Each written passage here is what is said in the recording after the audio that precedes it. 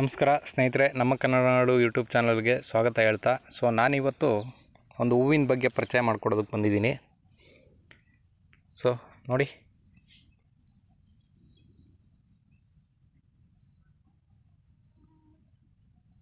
ನೋಡಿದ್ರಲ್ಲ,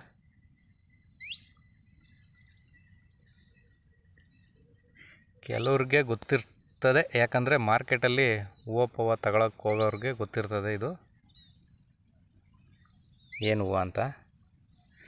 ಆದರೂ ನಾನು ಈ ಒಂದು ಗಿಡ ಹೂವಿನ ಬಗ್ಗೆ ಪರಿಚಯ ಮಾಡಿಕೊಡೋದಕ್ಕೆ ಅಂತಲೇ ನಾನು ಈ ವಿಡಿಯೋ ಮಾಡ್ತಾಯಿದ್ದೀನಿ. ನೋಡಿ, ಇದರ ಹೆಸರು ಬಂದು ರುದ್ರಾಕ್ಷಿ ಹೂವು ಅಂತ, ರುದ್ರಾಕ್ಷಿ ಗಿಡ. ಇದು ಮಳೆ ನೀರು ಚೆನ್ನಾಗಿಲ್ಲದೆ ಇದು ಸಿಂಗಲ್ ಆಗಿಬಿಟ್ಟಿದೆ.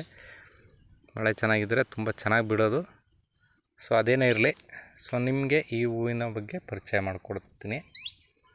ನೋಡಿ, ಇದು ಒಮ್ಮೆ ಸ್ಟಾರ್ಟ್ ಆದರೆ ವರ್ಷ ಪೂರ್ತಿ ಒಂದು ಬೆಳೆ ಬರುತ್ತೆ.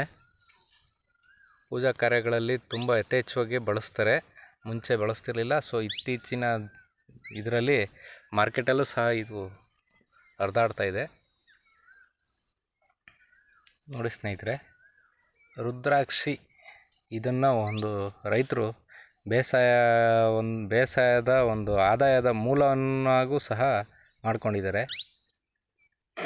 ಹೇಳಿದ್ನಲ್ಲ, ನಾವು ಒಮ್ಮೆ ಇದನ್ನು ನಾಟಿ ಮಾಡಿದ್ರೆ ವರ್ಷ ಪೂರ್ತಿ ಇದು ಒಂದು ಬೆಳೆನ ಕೊಡ್ತಾ ಇರ್ತದೆ. ಇದು ಕೂಡ ಒಂದು ದುಡ್ಡು ಆದಾಯ ಬರ್ತಕ್ಕಂಥ ಒಂದು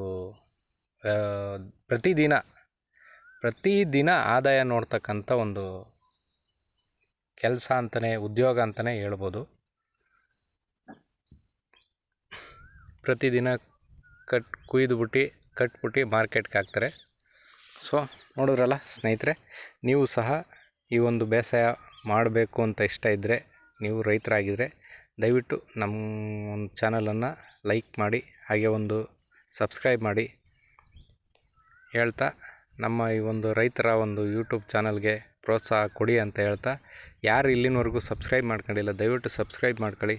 ಹಾಗೆ ಪಕ್ಕದಲ್ಲಿರ್ತಕ್ಕಂಥ ಗಂಟೆಯನ್ನು ಒತ್ತಿ ಹೊಸ ವೀಡಿಯೋಗಳನ್ನ ನೋಡೋದಕ್ಕೆ ಇದು ಮಾಡ್ಕೊಳ್ಳಿ ಅಂತ ಹೇಳ್ತಾ ನನ್ನ ವೀಡಿಯೋನ ಮುಗಿಸ್ತಾ ಇದ್ದೀನಿ. ತಮ್ಮ ಅನಿಸಿಕೆನ ದಯವಿಟ್ಟು ಕಮೆಂಟ್ ಬಾಕ್ಸಲ್ಲಿ ತಿಳಿಸಿ ಅಂತ ಹೇಳ್ತಾ, ಧನ್ಯವಾದಗಳು ಸ್ನೇಹಿತರೆ.